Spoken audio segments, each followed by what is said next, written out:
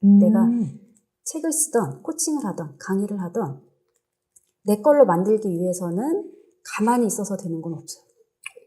그래서 꼭 뭔가 하셔야 되는데 그것을 꾸준히. 저희 오늘 코터뷰에서는 조연주 작가님을 모셨습니다. 안녕하세요. 네, 안녕하세요. 자기소개 해주세요. 제일 많이 하는 일은 글 쓰고 강의하는 일을 많이 하고 연구도 하지만 사람과 세상을 관찰하고 연구하는 일을 많이 한다고 요즘 소개를 하거든요. 그리고 나봄 미디어 심리연구소 대표로도 활동하고 있습니다. 네, 반갑습니다. 왜 책에도 그런 얘기 있더라고요. 감정일기를 전 국민이 썼으면 좋겠다라는 이야기가 되게 인상적이었는데 어떻게 그런 목표까지 가는지도 좀 궁금해요. 딱 한순간이었어요. 제가 공공기관 담당자 눈에 띄어서 이제 강의를 해달라고 했을 때 저는 강의할 생각이 없고요. 저는 강의한 사람도 아니고요. 이렇게 계속 거절을 했었거든요. 네. 근데 그분이 너무 열심히 준비를 해주시고 모집도 너무 열심히 해주시고 되게 간절하게 저한테 계속 부탁을 하셔서 그 우울증 때문에 힘들어하는 청년들에게 이게 너무 좋은 프로그램일 것 같은데 해주셨으면 좋겠다. 그걸 거의 한 달 정도를 저한테 계속 연락을 하셨거든요. 네. 그래서 그러면 처음이자 마지막으로 하겠다고 생각하고 했던 건데 어쨌든 이제 하고 났더니 그래도 이제 기록이니까 블로그에 남기려고 근데 뭔가 임팩트가 없는 거예요. 뭔가 그때는 감사일기처럼 감정일기가 막 대중적이지 않은 데다가 후기 남기는 것도 잘 안 해봤을 때고 이러니까 포스터를 제가 이렇게 만든 거예요. 블로그 맨 끝에 이렇게 뭔가 그림처럼 포스터처럼 이렇게 해서 후기를 좀 이쁘게 남기고 싶다 해서 그 포스터에 전 국민이 감정일기 쓰는 그날까지를 그냥 쓴 거예요. 갑자기. 갑자기? 근데 그게 입에 딱 붙는 거예요, 갑자기. 네. 그래서 그냥 후기를 올렸는데 되게 웃기죠? 그거 보고 다른 공공기관에서도 연락이 온 거예요.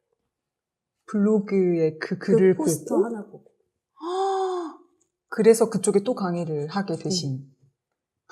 되게 우연이고 운명적인 것들이 좀 그 해에 막 연결되던 그때 딱 타이밍이 있었어요. 그게 2019년이었는데 제가 뭔가 하려고 하지 않아도 뭔가 되는 것 같은 해가 있잖아요. 그쵸, 맞아요. 그때가 그랬어요. 책은 제가 첫 책이 2017년에 나왔더라고요. 네. 근데 2017년에 한참 그런 게 유행이었어요.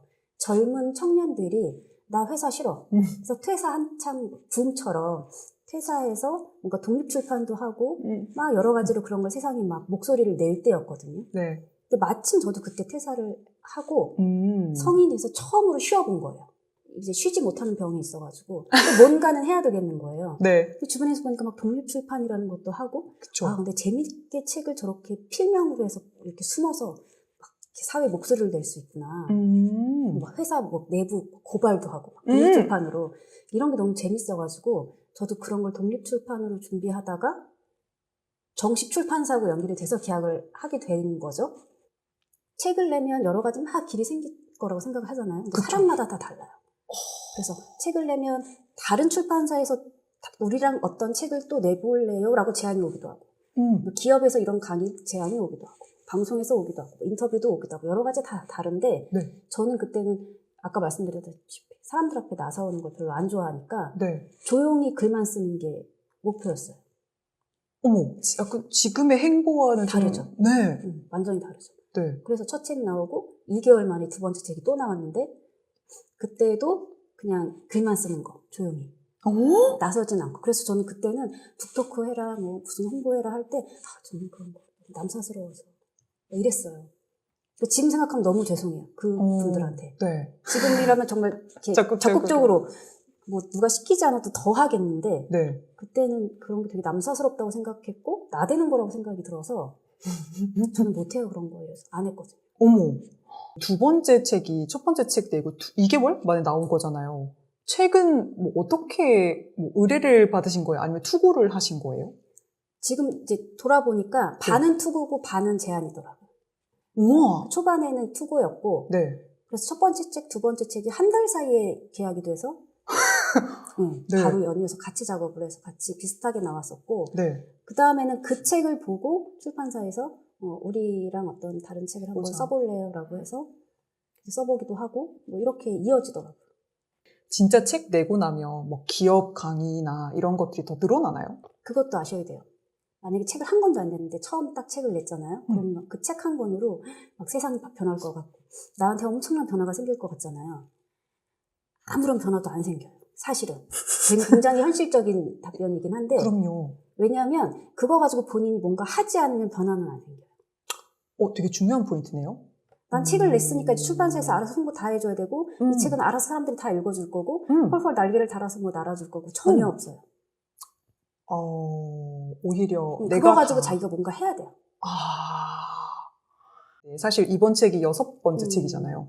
그럼 몇 권 정도 돼야 사람들이 이 사람 전문가다, 작가다, 혹은 이 사람한테 기업 강의를 해도 되겠다 이런 반응이 오나요? 딱 정해진 건 아닌데 제가 출판 전문가들하고 좀 얘기를 할 때 비슷비슷한 얘기들은 뭐냐면 한 가지 주제로 적어도 3권의 책을 쓸 수 있으면 전문가로 인정한대요.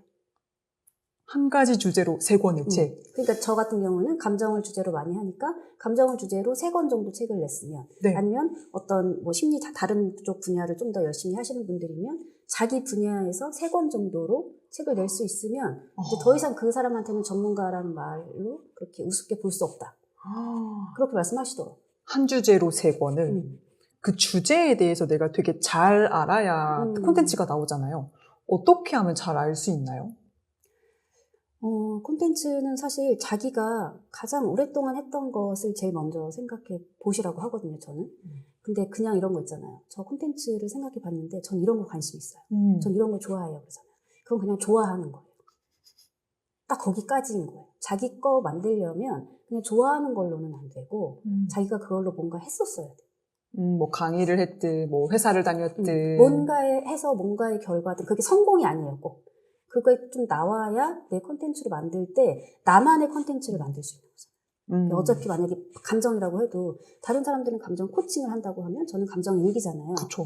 그래서 다른 사람들이 봤을 때는 감정인데 비슷할 것 같으면 사실 보면 되게 다르거든요. 그러니까 자기만의 뭔가 그걸 딱 잡으려면 해야 돼요, 뭔가.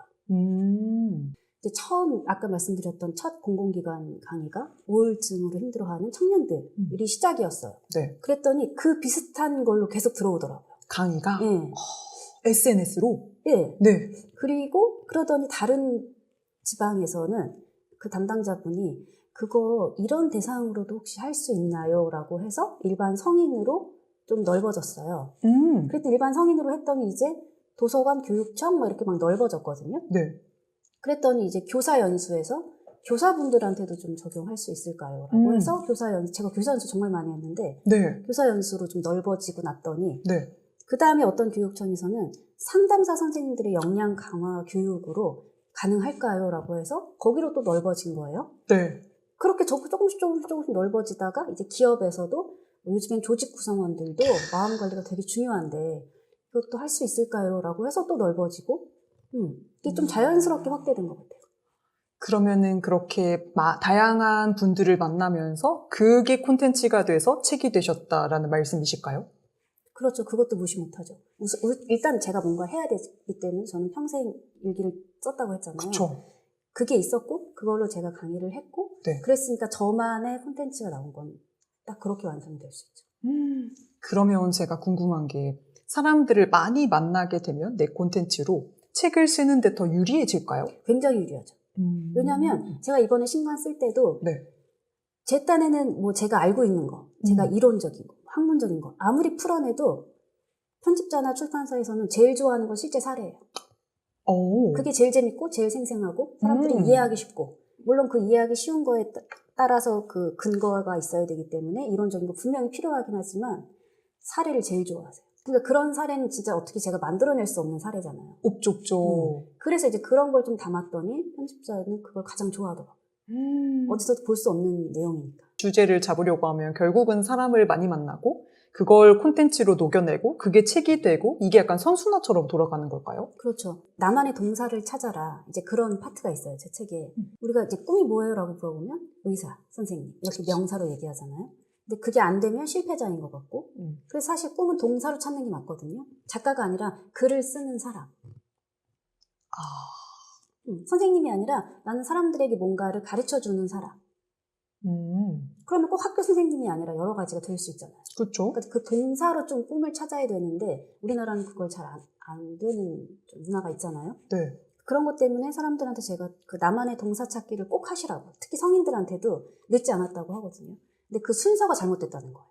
그게 이제 우리나라에선 어떻게 번역이 돼서 들어오는지 모르겠는데 그 백만장자 시크릿 그게 우리나라 것도 있을 거예요 아마. 네. 근데 내용이 크게 다르진 않겠죠? 그 원서에는 되게 심플하게 나와 있어요. 당신이 동사를 찾을 때에는 be, do, have 이거의 순서예요. 뭔가 돼야 돼요. 제가 감정일기를 쓰는 사람이 됐죠. 네. 그 다음에 뭔가를 해야 돼요. 강의를 하는 사람이 됐잖아요. 그걸로. 그쵸? 그래서 저는 가졌어요. 제 콘텐츠를 have. 이게 순서인데 대부분 사람들은 have를 내가 먼저 뭔가를 가져야 그 다음에 할 거고 그 다음에 뭐가 될 거야 라고 거꾸로 생각하거든요. 네. 근데 백만장자들은 그렇게 생각하지 않아요. 당신이 먼저 뭔가 돼야 되고 그래서 그걸로 당신이 뭔가 해야 돼. 그러면 당신께 돼. 이게 순서거든요. 네. 그러니까 당신이 책을 내고 싶으면 글을 쓰는 사람이 돼야죠.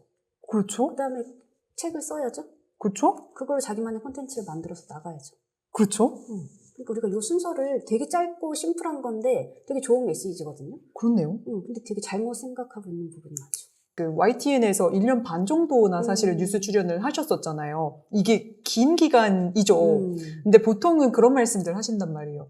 아, TV 나오면 이제 정점을 찍나요? 뭐 이런 아시겠지만 이 질문에 대해서는 어떻게 생각하세요? 그런 건 있는 것 같아요. 저 사람에 대해서 더 이상 뭔가 길게 묻지 않는 거. 저한테 뭔가 의뢰가 들어올 때도 방송 보고 연락 온 게 저는 꽤 많았거든요. 특히 뭐 대학이나 뭐 기업이나 이런 데서. 네. 근데 저한테 뭐 이런 거를 뭐 할 수 있냐 뭐 이런 게 아니고 그냥 이런 걸 해주셨으면 하는데 저는 제 입으로 한 번도 강의료를 말해본 적이 없거든요. 근데 거기서는 자연스럽게 그냥 오르는? 그러니까 이 정도 좀 드리면 될까요? 저희가 최고 드릴 수 있는 금액이 이 정도인데 괜찮으실까요? 라는 그러니까 알아서 이렇게 올려주시는 거예요. 제가 뭐 요구한 건 아닌데. 네. 그래서 그거 자체가 사람들에게 좀 신뢰감이나 저 사람에 대한 그런 걸 좀 말해주는 건 있는 것 같더라고요. SNS가 작가님의 행보에는 어떤 역할을 했었는지, 영향을 줬는지도 좀 궁금해요. 어느 순간 담당자들이 검색할 때 되게 잘 나오는 블로그가 돼버렸어요. 그래서 블로그 보고 연락드렸어요. 인스타 보고 연락드렸어요가 되게 많고 네. 중요한 건 제가 자고 있는 사이에도 얘는 돌잖아요. 그쵸. 그 이번 신간 준비할 때 너무 신기했던 게 출판사랑 계약을 했어요. 네. 그 다음날 다른 출판사에서 인스타를 보고 저희랑 감정일기에 대해서 미팅을 하자고 하시는데 제가 어제 계약을 했어요 라고 이제 답변을 보냈더니 그때 온 시간이 밤 11시인가 그랬어요. 그러니까 이 편집자가 봤을 때 편집자는 이미 꽂힌 거예요. 그러니까 놓칠까봐 그냥 일단 DM을 보낸 건데 그런 것도 사실은 밤이니까 원래대로라면 연락할 그치. 방법이 없을 거 아니에요? 그렇죠. 근데 이제 인스타 보고 바로 DM으로 남겨놨더라고요. 그러면은 이번 감정일기가 먼저 여기서 제안을 받지 않으셨다면 여기랑 했을 수도 있는 거네요. 하루 차이로 지금. 네, 하루 차이로 그렇게 돼서 그렇게 되고 정말 웃긴 건 계약하고 하루 차이 다른 데서 연락이 왔잖아요. 네. 그래서 이미 작업이 들어갔어요. 그리고 이제 막 표지 작업 막 하기 시작하는데 네. 다른 출판사에서 또 연락이 온 거예요. 그 감정일기로 지금 세 곳에서. 네. 그래서 이번에 그 계약한 출판사하고도 우리 계약하면서 되게 신기하다고 얘기했던 게 네. 편집자들이 보는 게 다 비슷한가 봐요. 꽂히는 게 비슷한가 봐요. 그런가 봐요. 그게 그 시류라는 것도 있을 거고 또 이전 책도 감정에 관한 책이고 제가 지난번에 말씀드렸을 때 카이스트에서 교수님이랑 학생분이랑 둘 다 한 번에 콜을 주셨다라는 이야기를 들었었는데 그 이야기도 좀 풀어주시면 좋을 것 같아요. 그게 방송하고 SNS에 딱 그 만난 것 같아요. 지점인 것 같아요. 예전에 한 고등학교에서도 네. 교감 선생님께서 네. 올해 우리 교사 연수를 저 사람을 찾아라라고 해서 저를 찾았던 적이 있었거든요. 근데 이제 그 카이스트나 충남대 거기서도 사람을 그렇게 찾았는데 없어서 자꾸 찾다가 방송을 보시고 아무래도 연령층이 좀 있으시다 보니 네. 방송을 보시고 미디어 심리학자가 해외에는 되게 많은데 우리나라는 흔치 않으니까 저 사람을 좀 찾아라 라고 한 거예요. 근데 학생들은 이제 SNS를 찾고 그러니까 연령층이 확실히 다르죠. 그쵸. 젊은 층은 SNS를 먼저 검색을 하고요. 이제 어르신들은 TV나 뭐 이런 거 좀 그쵸. 많이 보시는데 서로 찾았다. 이제 각자 미팅을 하던지 뭐 같이 미팅을 해서 뭔가 결정을 하자라고 했는데 네. 학생들이 찾은 사람도 저였고 학교 측에서 찾은 사람도 저였던 거예요.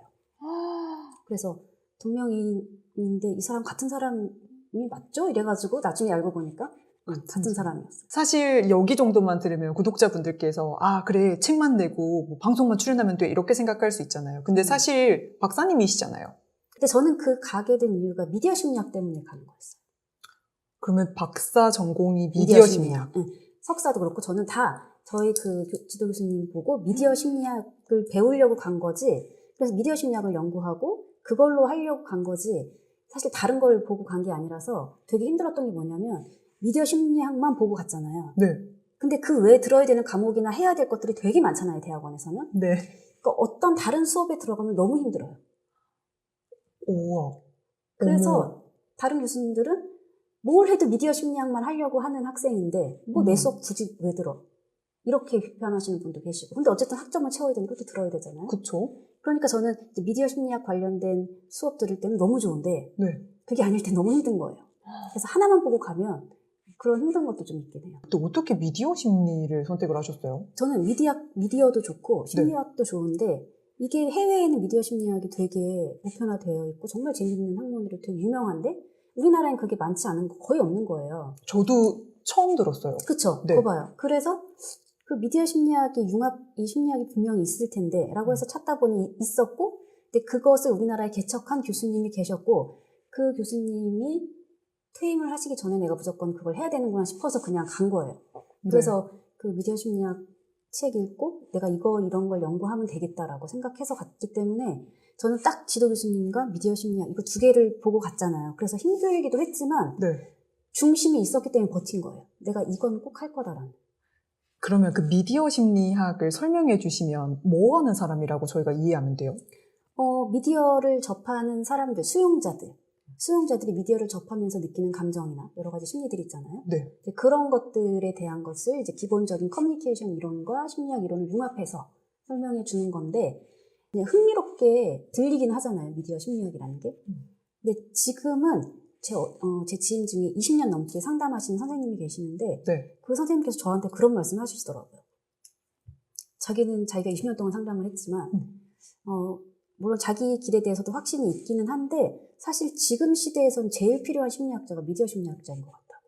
그래서 되게 흥미롭지만 되게 의미 있는 일을 하고 계시는 것 같다고 하시더라고요.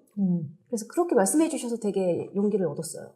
미디어 심리학자가 봤을 때 지금 현 시대에 약간 중요하다고 생각하는 화두 같은 것도 있을까요? 코로나 시대 동안 우리가 여러 가지 막 접하는 것들이 많았는데 우리가 가장 많이 접했던 핵심 키워드들 그런 거 뽑은 거 보셨어요? 뭐 어떤 게 있었어요? 그 중에 저는 가장 와닿았던 게 면역력이었어요. 코로나 때 광고에서도 엄청나게 나왔어요. 면역력 시대, 맞아요. 면역력 강화 시대. 당신이 코로나에 걸린 거, 당신이 감기에 걸리는 거, 당신이 아픈 건 면역력 때문이야. 이게 엄청나게 나왔었거든요. 네. 근데 그게 지금은 사실은 감정 면역력도 되게 중요한 시대가 된 거예요. 오, 감정의 면역력이라는 단어는 처음 들어보는 거네요. 그래서 제가 항상 감정일기 수업할 때 맨 마지막 시간이 감정 면역력을 이제 균형을 유지하는 이제 그런 수업으로 항상 마무리를 하거든요. 네. 예전에는 그냥 감정 조절까지가 마무리였다면 이제는 자기의 감정 면역력을 좀 조절해서 균형을 좀 잘 맞춰갈 수 있는 그런 생활 습관도 되게 필요하고. 근데 저는 그런 얘기 좀 많이 하거든요. 네. 코로나 한 번도 안 걸려보신 분 이렇게 막 이렇게 물어봐요, 강의 가면. 네. 근데 거의 없잖아요. 없죠. 근데 저는 그렇게 전국을 다녔는데도 한 번도 안 걸렸어요. 부모님이 걸렸는데도 안 걸렸어요. 어머. 같이 살잖아요. 그런데도 어머. 안 걸렸고 심지어 부모님이 걸려서 친구네 집으로 피신을 갔는데 친구가 증상이 온 거예요. 그래서 거기서도 나왔어요. 네. 근데 혹시 모르니까 검사를 또 받아야 되잖아요. 그쵸. 근데 또 음성이에요. 어머. 저는 지금까지 한 번도 안 걸렸거든요. 어머. 그런 얘기를 하면 성인들이 건강하신가 봐요. 면역력이 강하신가 봐요. 이런 얘기를 하는데 어떤 의사 선생님께서 그러시더라고요. 면역력이 강해서 병이 안 걸리는 게 아니고 균형이 잘 잡혀 있으면 안 걸리는데 균형이 깨지는 순간 우리 몸에 질병이 올 수 있는 거래요. 그러니까 그게 결국엔 감정 면역력하고 비슷한 거예요. 감정 조절도 우리가 감정 조절 내가 어떻게 참고 표출하고 막 이런 걸 잘해서가 아니라 그 균형을 좀 잘 잡아가면 내 마음이 아픈 게 좀 덜하고 덜 힘들 수 있다는 거죠. 그래서 제가 면역력 강화가 중요한 게 아니고 우리 균형 잡는 거예요. 이번에 새로 나오는 신간도서 있잖아요. 신간도서 한번 소개 부탁드릴게요. 저는 이 어른들하고 아이들하고 같이 만나다 보니까 그 딱 중간 입장에서 듣게 되는 얘기가 있거든요. 아이들의 감정일기에서 가장 많이 나오는 사람은 엄마.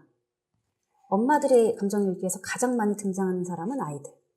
근데 서로를 너무 모르는 거예요. 우리 엄마는 나를 사랑하지 않는다고 하는데 사실 엄마는 너무 얘만 사랑해서 힘든 거예요.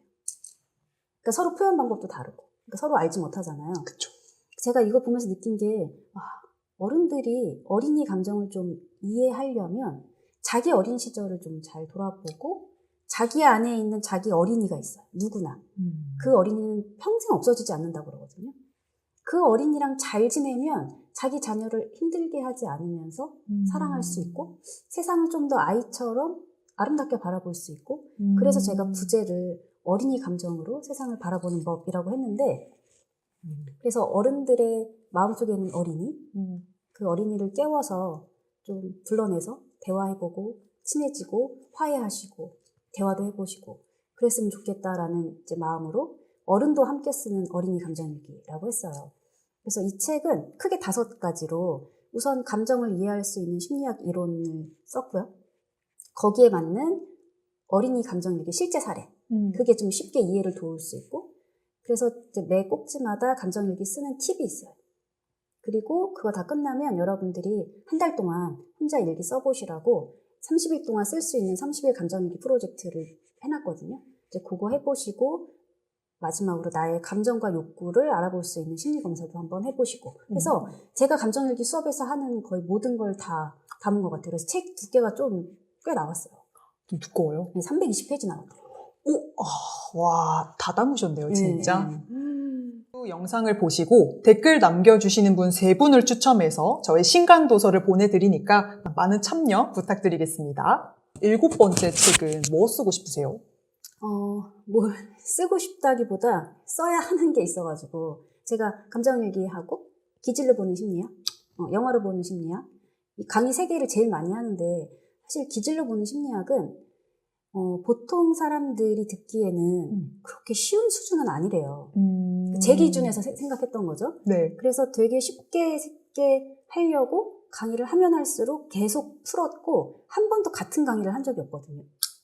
네. 어떻게 하면 더 쉽게 이해하실까 싶어서 매 학기 매번 바꿨어요. 근데 그때마다 다 좋은데 교재 좀 주세요. 책 좀 주세요. 네. 왜냐면 가서 또 읽고 싶어요. 수업 시간에만 잠깐 들으면 내가 다 이해한 것 같았는데 자꾸 잊어버려요. 그래서 그 얘기를 지금 3년째 듣고 있거든요. 네. 근데 이제 이번 2학기부터는 또 기질을 보는 심리학 강의가 많아가지고 그게 지금까지 제가 무료로 강의한 적이 없어요. 거의 다 대학기관이나 다 그쵸. 수강료를 내고 되게 열심히 하시는 분들인데 한 학기를 하시잖아요. 15주. 와. 근데 교재가 없으면 제가 PPT를 매번 프린트를 해드리거나 뭔가 방법이 있어야 되는데 그러기에는 서로 이제 힘드니까 책 한 권 읽는 게 더 좋겠다 그래서 이건 이제 거의 한 반 이상은 썼어요. 네. 그런데 조금 더 보완을 하고 수정을 해서 우선은 그 책을 9월 되기 전에 나와야 돼요. 9월부터는 이제 그 강의가 되게 많거든요. 이미 신간이 2권이나 올해 예정이 되어 계신 거네요. 구독자분들께 한마디 해주신다면 뭐라고 해주시겠어요? 책이 전부는 아니에요. 책이 전부는 아닌데 자기를 소개할 때 구구절절 막 우리가 해야 될 게 되게 많잖아요. 저는 제 마지막 소원이 뭐냐면 내 명함에 아무것도 없이 내 이름만 새기는 거거든요. 흰 백지에 딱 이름만 새겼는데 그냥 줬을 때도 사람들이 더 이상 묻지 않는 거. 그 사람 누군지 알아 이렇게. 그리고 막 저 이것도 하고요 저것도 하고요 막 이렇게 어필하지 않아도 굳이 막 애쓰지 않아도 그게 되면 좋겠다 그냥 이렇게 생각한 적이 있었는데 그렇게 되려면 사실은 누가 그러거든요. 명함 한 장보다 책 한 권 그냥 건네면 그 사람에 대한 건 어느 정도 다 파악이 돼 라고 하는데 그래서 명함이나 논문이나 어떤 것보다 그냥 책 한 권 들고 다니는 게 제일 좋아 라는 말은 하거든요. 근데 그렇다고 해서 책이 전부가 아니라고 한 거는 제가 아까 말씀드렸다시피 그 책을 들고 다니시면서 뭔가 하셔야 돼요. 딱 그것만 기억하셨으면 좋겠어요. 내가 책을 쓰던 코칭을 하던 강의를 하던 내 걸로 만들기 위해서는 가만히 있어서 되는 건 없어요. 그래서 꼭 뭔가 하셔야 되는데 그것을 꾸준히 하는 게 가장 중요한 것 같고 제가 아까 말씀드렸잖아요. 저 SNS 되게 잘하는 사람 아니고 인플루언서도 아닌데 뭔가 이렇게 검색이 잘 되거나 이런 거는 그냥 꾸준함이거든요. 오늘 이렇게 코터뷰 출연해 주셔서 감사합니다. 네, 감사합니다. 네, 감사합니다.